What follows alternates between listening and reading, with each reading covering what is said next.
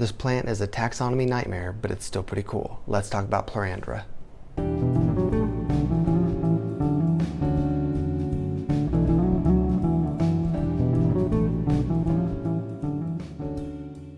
What's up, fellow plant enthusiasts? My name is Dylan and this is Bane's Botanicals. Today we're going to be talking about Plerandra.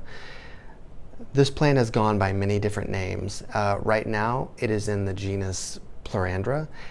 In the past it has been in Schefflera because it is in the same family. It is the Aralia family. I'll go ahead and put the taxonomy information right there for Plerandra.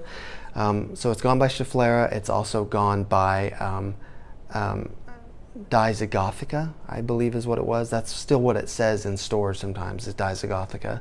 But right now, that's where it is. So this is just one of those plants that scientists can't decide where they want to put it. So next week it might be something different.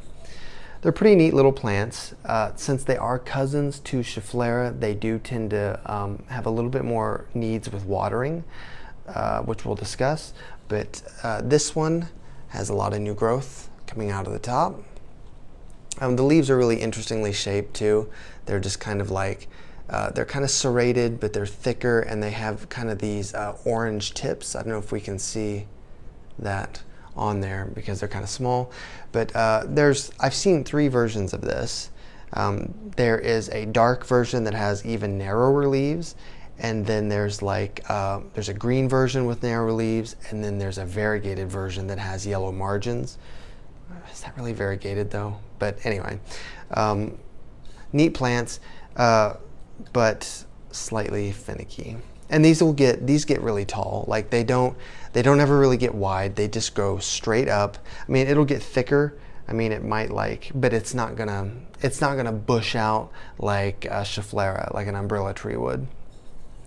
As far as light goes, these guys need kind of bright indirect light. I've noticed that when I give it lower light, it tends to drop some of the bottom leaves, so just kind of be aware of that. Medium to bright light. As far as watering goes, it needs to be consistently moist. Just similar to other Aralia, like you don't ever really want these to dry out all the way. They don't need to be saturated. You don't want them sitting in water, but you don't really want that soil to dry out because then they get crispy.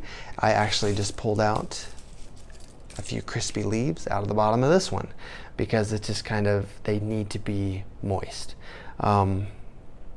Fertilizing, soil.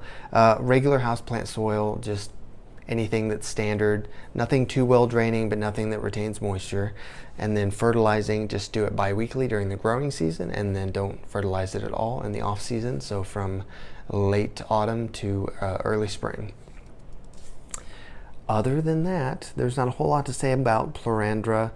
Keep an eye out for pests too, just because it is in the Aralia family, and plants in the Aralia family like Schefflera, Hedera, Helix, which is English ivy, and Fatsia japonica, like the true Aralia, they tend to get pests really easily. Well, a nickname for this plant is actually false Aralia, if that helps.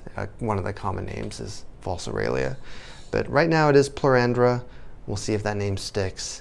Let me know if you guys have ever had this plant.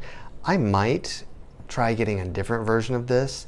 This one, as you can see, has lost some of its bottom leaves. It still looks good and it's still fine. It's just, I wonder how one of the lighter ones would do under the same care, I guess, is what I'm getting at. So I think that's all I have.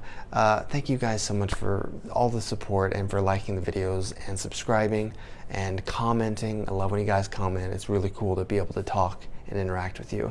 So yeah, until the next video, I will talk to you guys real soon, and thank you.